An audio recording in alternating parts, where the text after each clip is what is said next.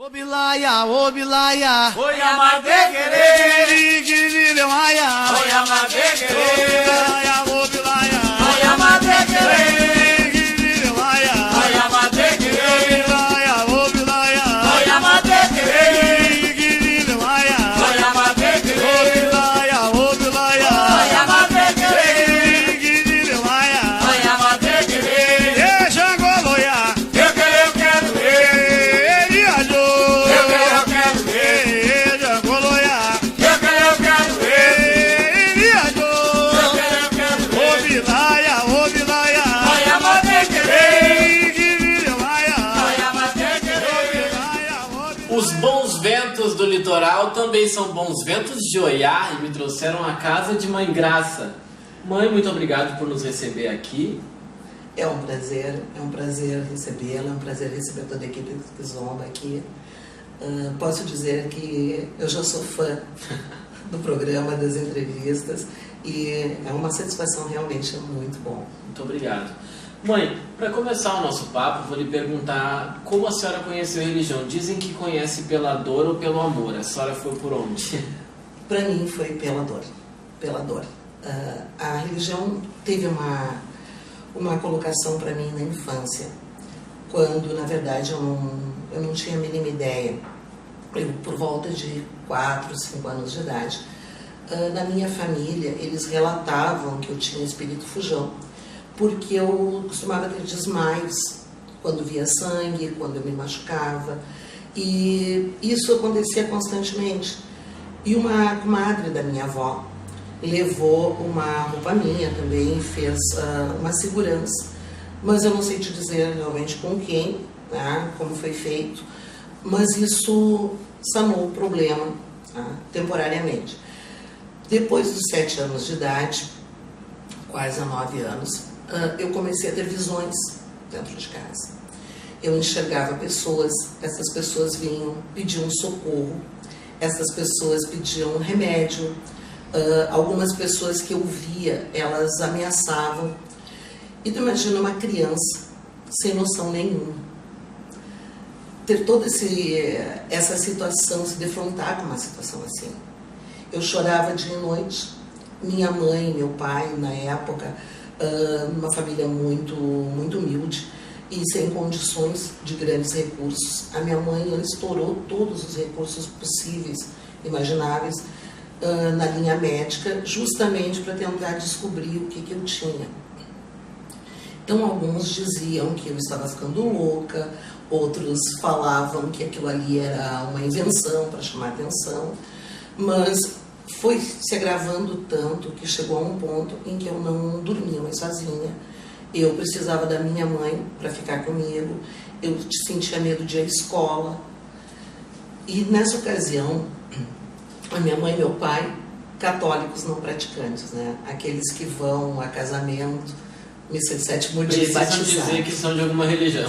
precisavam dizer que eram de alguma religião. Então, na verdade, nós não tínhamos mesmo uma base religiosa, né? A minha mãe, um dia chorando, na cerca ao lado de casa, uma vizinha viu e ela disse: eu vou perder a Gracinha, nós não temos mais como a gente fazer alguma coisa que possa solucionar o problema dela. Ninguém descobre que ela tem, tudo que é médico diz que não sabe, são feitos exames que muitas vezes a minha mãe tirava da mesa para poder pagar um exame. E nesse inteirinho todo, essa pessoa se compadeceu do que a minha mãe estava sentindo. E aí ela disse para minha mãe: eu vou levar uma roupa, se a senhora me permite, e eu vou confessar para a senhora, eu sou espírita, tá? Trabalho numa linha kardecista, e até porque naquela época existia um tabu maior entre as pessoas dizerem que praticavam o espiritismo, umbanda, alguma coisa assim. E ela mesmo assim, ela revelou para minha mãe e procurou procurou ajudar. Qual foi a surpresa da resposta? Além dos remédios das homeopatias que foram entregues para minha mãe, a resposta veio de que eu não tinha nenhum problema orgânico, problema físico, nada em relação à minha saúde. mas que o meu problema era a mediunidade e que a minha mãe deveria sim procurar uma casa de religião para que pudesse então me tratar, entender o que estava acontecendo e que a solução estaria realmente na parte mediúnica, no desenvolvimento da mediunidade. E aquilo que a minha mãe achava que eram ataques que me davam dentro de casa, na verdade nada mais eram do que manifestações através da mediunidade, só que sem conhecimento nenhum, eram tarjados, rotulados de ataques. O meu pai, ele trabalhava e no caminho, no trajeto do trabalho, existia uma casa de religião que se encontra até hoje em São Leopoldo. É uma casa de Umbanda, na rua Santo Antônio, da mãe Normália de Ossanha. Essa casa ela foi fundada em 17 de abril de 1963, a data de fundação. E meu pai resolveu ir até essa casa para buscar ajuda. E foi assim que eu acabei entrando, através de consulta, através realmente de trabalhos que eles foram fazendo. Entrei para casa, me batizei na casa, que até então, para mim, na época, era tudo muito estranho, muito anormal. No início, nas primeiras vezes em que eu fui na casa, eu tinha a sensação de que a minha mãe ia me abandonar ali, voltar para casa para me deixar naquela casa de religião. E aos poucos eu fui entendendo que eu precisava ir nas terças-feiras à tarde, nas sextas-feiras à noite e fazer todo esse acompanhamento.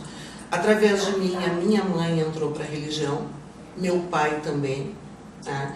Minha mãe se tornou uma excelente médium, tá? Dentro da religião. E nós demos uma continuidade. Foi ali que, pela primeira vez, houve o surgimento da cabocla em Ança da Praia, hoje cacique em Ança da Praia, porque fez todos os preceitos, né, dentro desta casa. Em quantos anos? Na verdade, começaram a partir de 14 anos de idade. A partir de 14 anos de idade. E depois todos os preceitos que foram bem posteriores, né? Porque na época não existia a pressa que eu posso colocar que hoje existe na religião. Na época existiam cruzamentos que se fazia, na maioria das vezes, um por ano. Então, cruzamento de Congal, de Mata, Pedreira, Cachoeira, Fogo, Sete Cruzeiros, Praia. Só que eram cruzamentos em que se fazia um cruzamento por ano, acompanhando todo um ritual. Até para que posterior se fosse fazer toda a preparação para passar a cacique. Tá? Só que lá, realmente, foi a minha base, também foi o meu apronte dentro da Umbanda, ao qual eu sigo até hoje na minha casa, com todos os fundamentos, com tudo que eu aprendi, sem ter mudado absolutamente em nada. É uma Umbanda muito antiga. E lá também houve o desenvolvimento da Pombagira Rainha. Pombagira Rainha das Sete Encruzilhadas. Que era bem diferente. Que era bem diferente. Ela veio pelas mãos do Exu Sete Encruzilhadas, também da mãe Normália, descendente do Exu Pantera Negra, porque a mãe Normália, na Umbanda, ela vem da raiz do caboclo Tupinambá, da falecida mãe Arminda, da cidade de Sapucaia, caboclo Tupinambá e também do Exu Pantera Negra. Consequentemente, nós trabalhávamos naquela época de uma maneira completamente diferente. O Exu, ele chegava, nós não tínhamos uma outra roupa, era apenas o guarda-pó, o mesmo usado na Umbanda, tá? Só trocávamos a guia, que no caso era uma guia vermelha e preta, eram as guias usadas para o trabalho com Exu. Uma vez por mês, nas primeiras quartas-feiras do mês, eram os trabalhos com Exu, e eventualmente no final das sessões de Umbanda, o Exu chegava para descarregar. Era um tanto diferente, inclusive pela própria função, a presença de crianças, né? A forma da manifestação do Exu. Hoje se Ela fala era muito diferente. nisso, né? nesta mudança. Esta mudança, a dita evolução do Exu, né? Eu quero me aprofundar mais com a senhora logo depois do intervalo. Sai daí.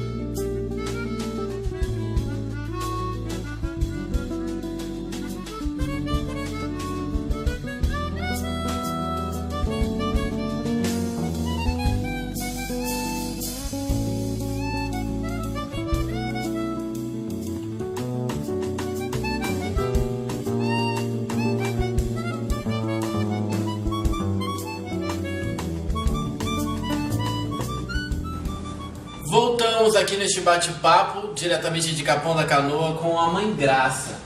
Mãe, falávamos no bloco anterior sobre Exu, né? A senhora falou Sim. que a sua pombagira nasceu como um Exu de Umbanda, né? E primeiro eu quero saber como é que era exatamente esse Exu, como é que ela passou a ser quibandeira, como a senhora falou, né? E um pouco dessa mudança. Sim. O Exu de Umbanda tem realmente as suas imagens, os vultos, seus assentamentos. O que normalmente era feito numa tronqueira embaixo do congal, tá?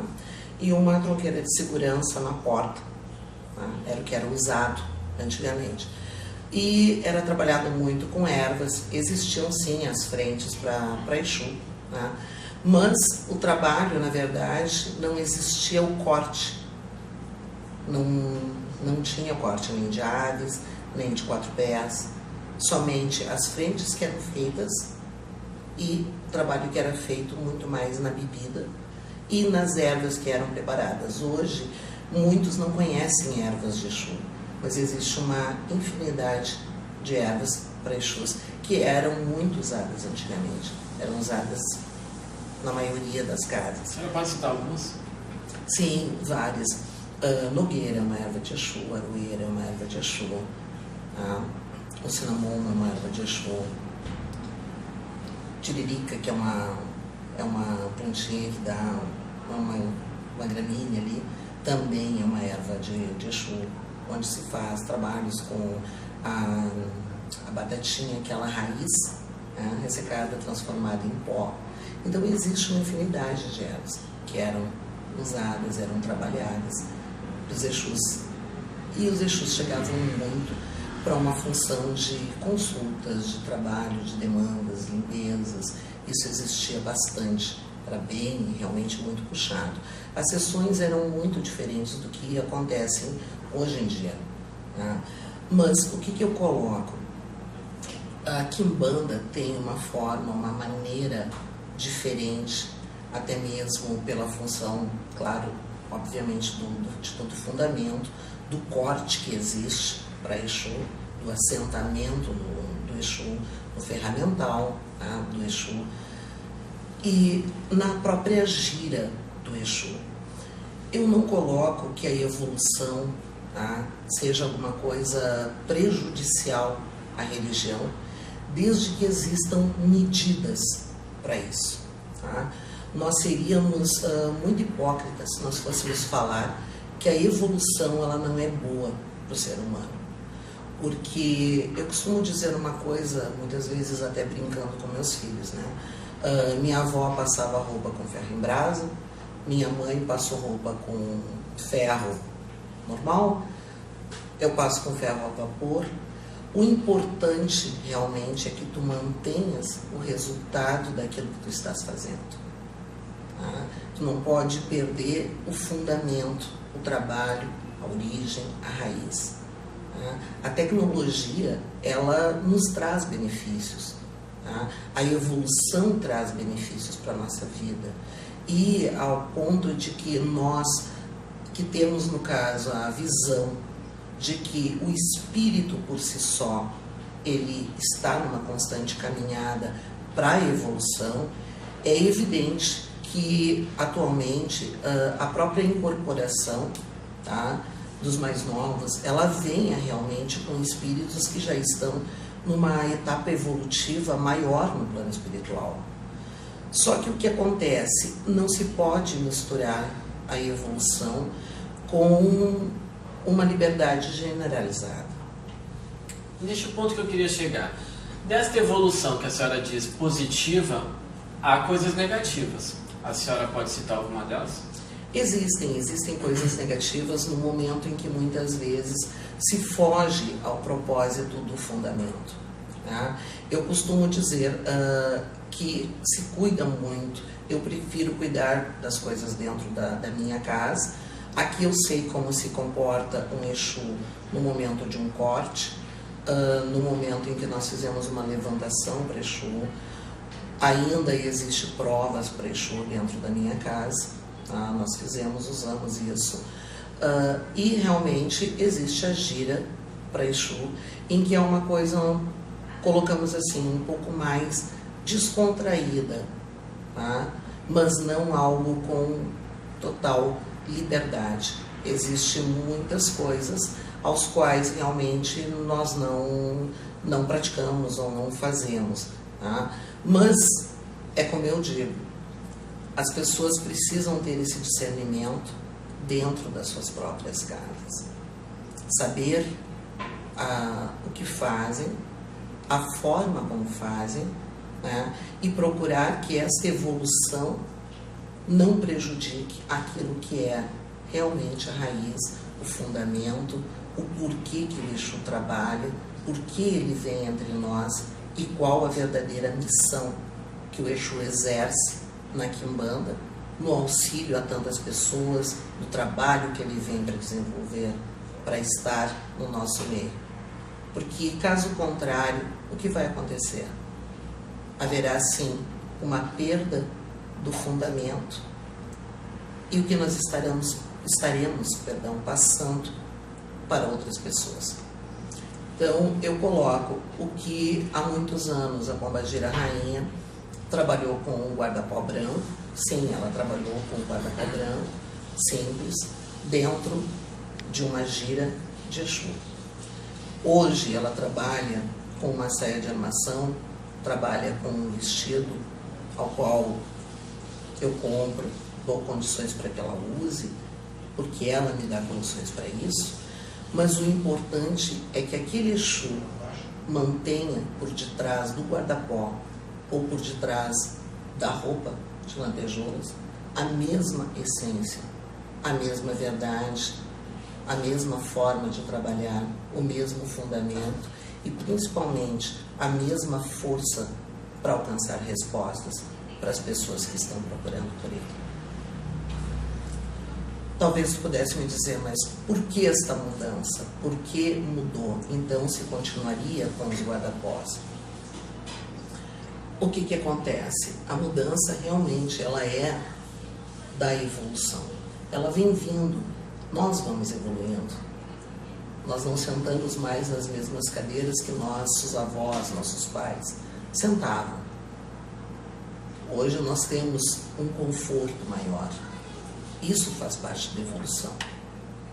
Mas se nós formos as mesmas pessoas da mesma maneira, fazendo, praticando dentro da religião aquilo que nós aprendemos lá atrás, nós estaremos sim fazendo religião, independente da evolução que venha na maneira externa. Das pessoas que fazem religião, então, mãe, qual a senhora admira e por quê? Ou quais? São várias pessoas que eu admiro, muitas pessoas que eu Algumas admiro, principalmente as pessoas que têm hoje uma bagagem que são, como diria assim, baluartes dentro da religião. Porque essas pessoas, com certeza, foram pessoas que passaram por bem mais dificuldades religiosas do que nós estamos passando. Atravessaram todo um tempo, muitas vezes, escondidos, não tão aberto, não tão facilitado como hoje. E mesmo assim foram pessoas que levaram com firmeza o nome da religião. Eu posso colocar algumas pessoas que eu tive o prazer de conhecer. Pai Cleon é um deles. Pai Mozart, mas já próprio meu padrinho.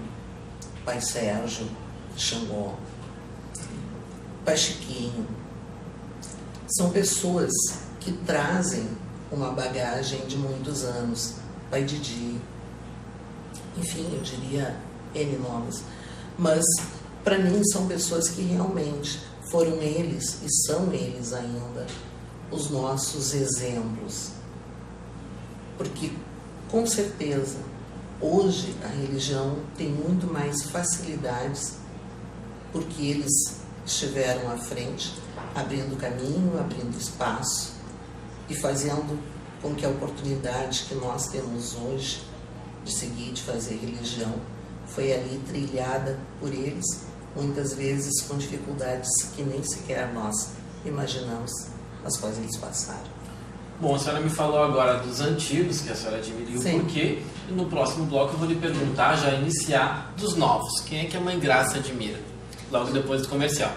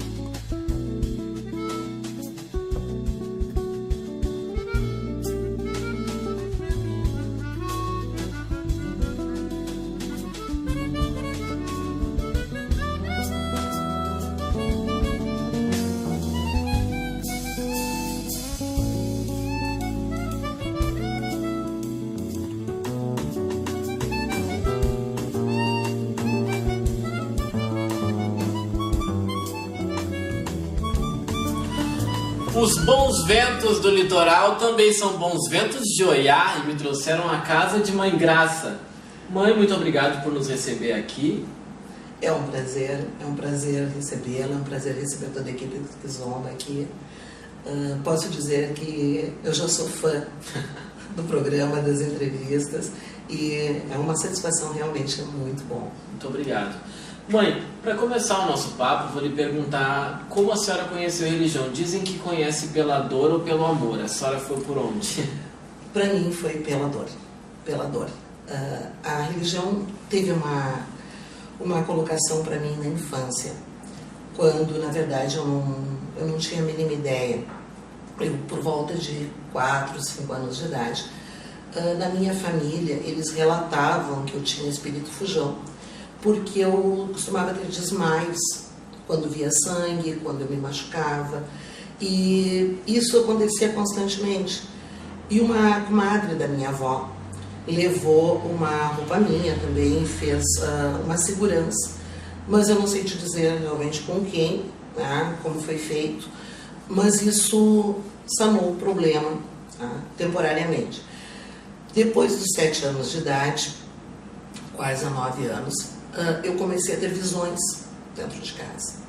Eu enxergava pessoas, essas pessoas vinham, pediam socorro, essas pessoas pediam remédio, algumas pessoas que eu via, elas ameaçavam. E tu imagina uma criança sem noção nenhuma, ter toda essa situação, se defrontar com uma situação assim. Eu chorava dia e noite. Minha mãe e meu pai, na época, uma família muito humilde e sem condições de grandes recursos. A minha mãe, ela estourou todos os recursos possíveis, imagináveis, na linha médica, justamente para tentar descobrir o que eu tinha. Então, alguns diziam que eu estava ficando louca, outros falavam que aquilo ali era uma invenção para chamar atenção, mas foi se agravando tanto que chegou a um ponto em que eu não dormia mais sozinha. Eu precisava da minha mãe para ficar comigo, eu sentia medo de ir à escola. E nessa ocasião, a minha mãe e meu pai, católicos não praticantes, né? Aqueles que vão a casamento, missa de sétimo dia, precisam dizer que são de alguma religião. Precisavam dizer que eram de alguma religião. Então, na verdade, nós não tínhamos mesmo uma base religiosa, né? A minha mãe, um dia chorando, na cerca ao lado de casa, uma vizinha viu e ela disse: eu vou perder a Gracinha. Nós não temos mais como a gente fazer alguma coisa que possa solucionar o problema dela. Ninguém descobre que ela tem, tudo que é médico diz que não sabe. São feitos exames que muitas vezes a minha mãe tirava da mesa para poder pagar um exame. E nesse inteirinho todo, essa pessoa se compadeceu do que a minha mãe estava sentindo. E aí ela disse para minha mãe: eu vou levar uma roupa, se a senhora me permite, e eu vou confessar para a senhora, eu sou espírita, trabalho numa linha kardecista, e até porque naquela época existia um tabu maior entre as pessoas dizerem que praticavam o espiritismo, ou umbanda, alguma coisa assim. E ela mesmo assim, ela revelou para minha mãe e procurou procurou ajudar. Qual foi a surpresa da resposta? Além dos remédios das homeopatias que foram entregues para minha mãe, a resposta veio de que eu não tinha nenhum problema orgânico, problema físico, nada em relação à minha saúde, mas que o meu problema era a mediunidade e que a minha mãe deveria sim procurar uma casa de religião para que pudesse então me tratar, entender o que estava acontecendo e que a solução estaria realmente na parte mediúnica, no desenvolvimento da mediunidade. E aquilo que a minha mãe achava que eram ataques que me davam dentro de casa, na verdade nada mais eram do que manifestações através da mediunidade, só que sem conhecimento nenhum, eram tarjados, rotulados de ataques. O meu pai, ele trabalhava e no caminho, no trajeto do trabalho, existia uma casa de religião que se encontra até hoje em São Leopoldo. É uma casa de umbanda, na rua Santo Antônio, da mãe Normália de Ossanha. Essa casa ela foi fundada em 17 de abril de 1963, a data de fundação. E meu pai resolveu ir até essa casa para buscar ajuda. E foi assim que eu acabei entrando, através de consulta, através realmente de trabalhos que eles foram fazendo. Entrei para casa, me batizei na casa, que até então, para mim, na época, era tudo muito estranho, muito anormal. No início, nas primeiras vezes em que eu fui na casa, eu tinha a sensação de que a minha mãe ia me abandonar ali, voltar para casa para me deixar naquela casa de religião. E aos poucos eu fui entendendo que eu precisava ir nas terças-feiras à tarde, nas sextas-feiras à noite e fazer todo esse acompanhamento. Através de mim, a minha mãe entrou para a religião, meu pai também. Tá? Minha mãe se tornou uma excelente médium, tá? Dentro da religião. E nós demos uma continuidade. Foi ali que, pela primeira vez, houve o surgimento da Cabocla em Ança da Praia, hoje Cacique em Ança da Praia, que fez todos os preceitos, né, dentro dessa casa. Com quantos anos? Na verdade, começou a partir de 14 anos de idade. A partir de 14 anos de idade. E depois todos os preceitos que foram bem posteriores, né? Porque na época não existia a pressa que eu posso colocar que hoje existe na religião. Na época existiam cruzamentos que se fazia, na maioria das vezes, um por ano. Então, cruzamento de Congal, de Mata, Pedreira, Cachoeira, Fogo, Sete Cruzeiros, Praia. Só que eram cruzamentos em que se fazia um cruzamento por ano, acompanhando todo um ritual. Até para que posterior se fosse fazer toda a preparação para passar a cacique. Tá? Só que lá, realmente, foi a minha base, também foi o meu apronte dentro da Umbanda, ao qual eu sigo até hoje na minha casa, com todos os fundamentos, com tudo que eu aprendi, sem ter mudado absolutamente em nada. É uma Umbanda muito antiga. E lá também houve o desenvolvimento da Pombagira Rainha. Pombagira Rainha das Sete Encruzilhadas. Que era bem diferente. Que era bem diferente. Ela veio pelas mãos do Exu Sete Encruzilhadas, também da Mãe Normália, descendente do Exu Pantera Negra, porque a Mãe Normália, na Umbanda, ela vem da raiz do caboclo Tupinambá, da falecida Mãe Arminda, da cidade de Sapucaia, caboclo Tupinambá e também do Exu Pantera Negra. Consequentemente, nós trabalhávamos naquela época de uma maneira completamente diferente. O Exu, ele chegava, nós não tínhamos uma outra roupa, era apenas o guarda-pó, o mesmo usado na Umbanda, tá? Só trocávamos a guia, que no caso era uma guia vermelha e preta, eram as guias usadas para o trabalho com Exu. Uma vez por mês, nas primeiras quartas-feiras do mês, eram os trabalhos com Exu, e eventualmente no final das sessões de Umbanda, o Exu chegava para descarregar. Era um tanto diferente, inclusive pela própria função, a presença de crianças, né? A forma da manifestação do Exu. Hoje se fala muito nisso, né? Nesta mudança. Esta mudança, a dita evolução do Exu, né? Eu quero me aprofundar mais com a senhora logo depois do intervalo. Sai daí.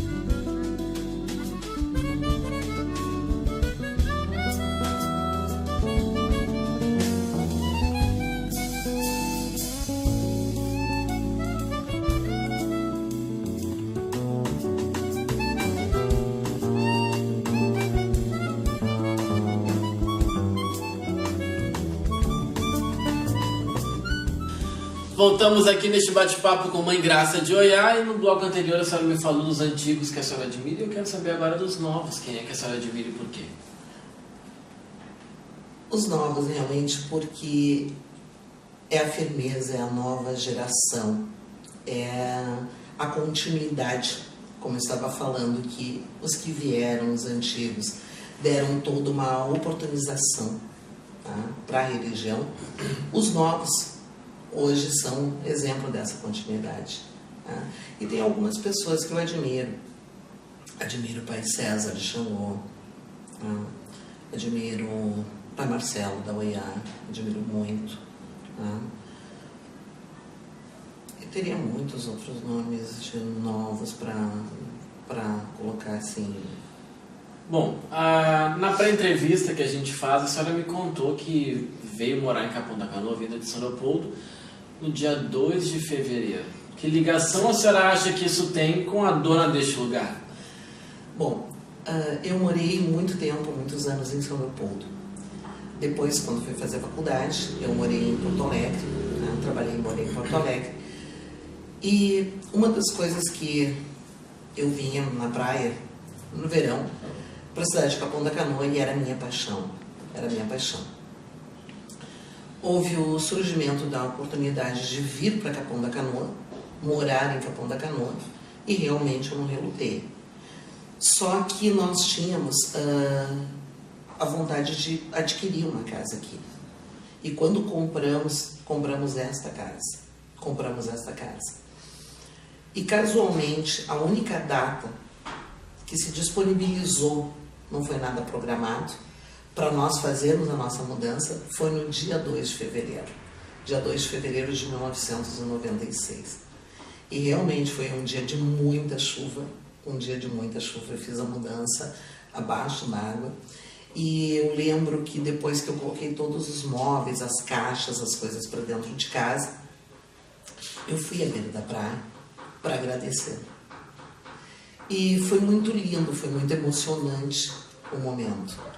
E hoje eu digo que Capão da Canoa não é a minha terra natal por um detalhe, mas é a cidade que eu amo e que não pretendo sair do litoral para voltar para uma metrópole, não.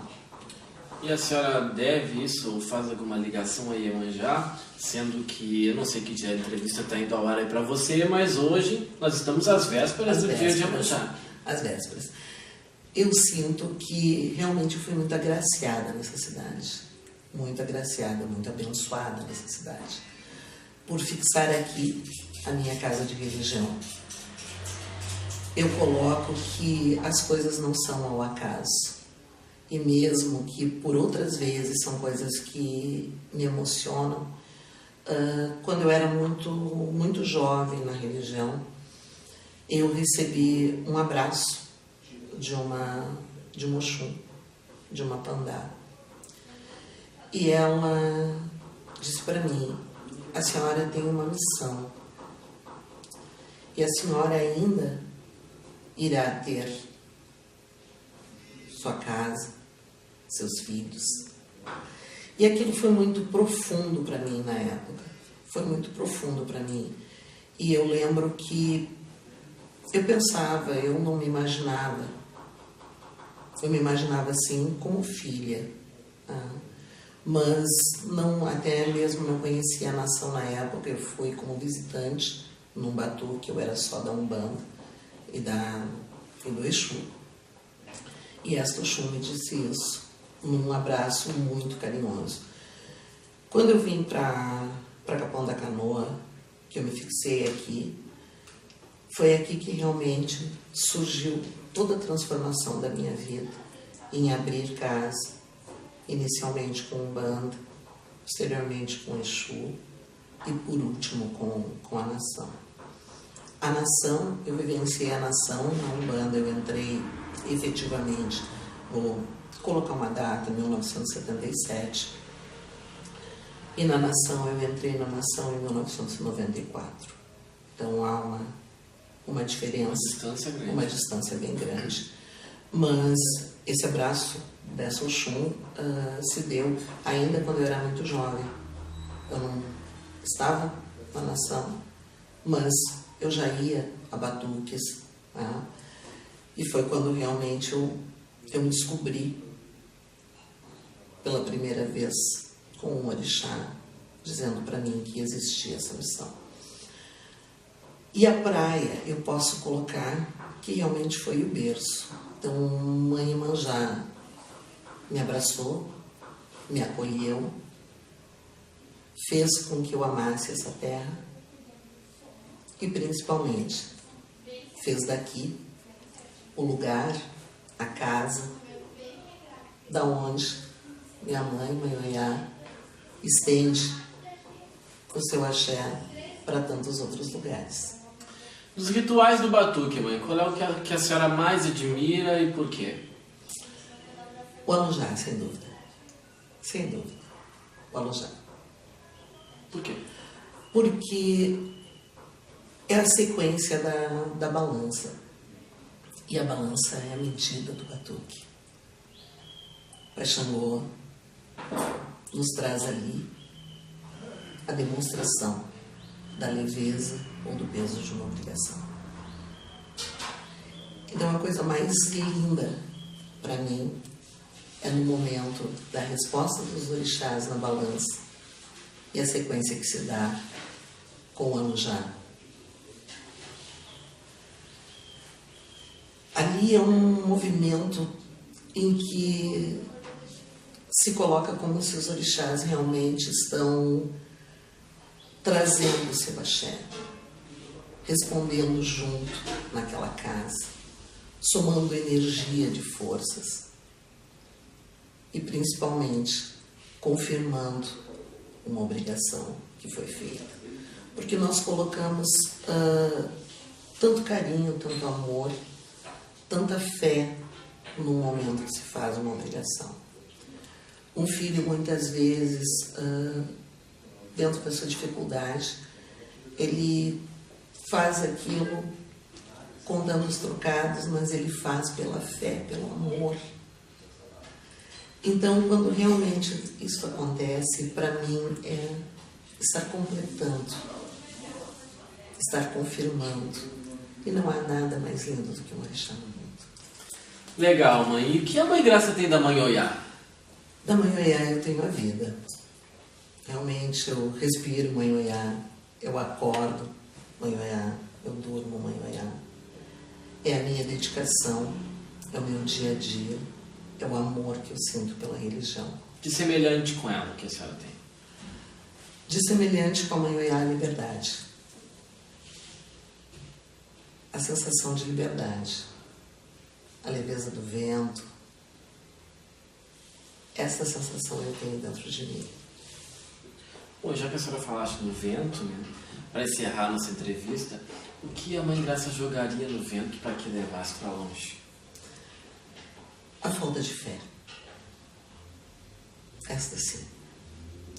As pessoas muitas vezes seguem uma religião ou se dizem seguidores, mas as pessoas não têm dentro de si aquela palavrinha mágica de 2 letras, que é fé. E muitas pessoas hoje, por pequenas coisas, dão as costas para um orixá, se afastam da religião. É preciso mais fé, confiança. Porque muitas vezes eu sou uma pessoa bastante exemplo, por ter passado inúmeras situações na minha vida, situações bastante graves, inclusive, em relação à própria doença e outras coisas, mas nunca e jamais eu deixei de ter fé, amor, confiança no meu orixá. Minha mãe para mim é tudo. Bonito. E que recado a senhora deixa para as pessoas que lhe assistem no Kizomba agora? Eu deixo para todas as pessoas que isso que vocês estão fazendo, o trabalho do Kizomba, realmente é algo muito especial. É a oportunização de conhecermos outras pessoas dentro da religião. Como eu já disse aqui no início, eu sou fã. de carteirinha. Muito obrigado. E estas palavras, o conhecimento, isso transforma e traz uma união maior. Porque é assim que se conhece as pessoas, e vocês estão levando isso. Vocês estão levando a minha casa para pessoas que me conhecem de longe, de passagem, muitas vezes numa festa, por um relapso de tempo ali. E, no entanto, vocês estão fazendo isso. Vocês estão levando um pouquinho de mim, um pouquinho da minha casa para outras pessoas. Assim como vocês trazem para todos que assistem. Isso é maravilhoso. É um trabalho especial, muito bom. Vocês estão de parabéns. Muito obrigado, mãe. Muito obrigado. Obrigado por ter nos recebido e também por ter nos brindado com sua história. Eu que fico agradecida. E a gente fica aqui com imagens da casa da Mãe Oiá de Mãe Graça. E se você quiser vir aqui a Capão da Canoa, conhecer a Mãe Graça, os contatos estão passando aí no seu rodapé. Oi, amadequerê. Oi, amadequerê. Oi, amadequerê. Oi, amadequerê. Oi, amadequerê. Oi, amadequerê.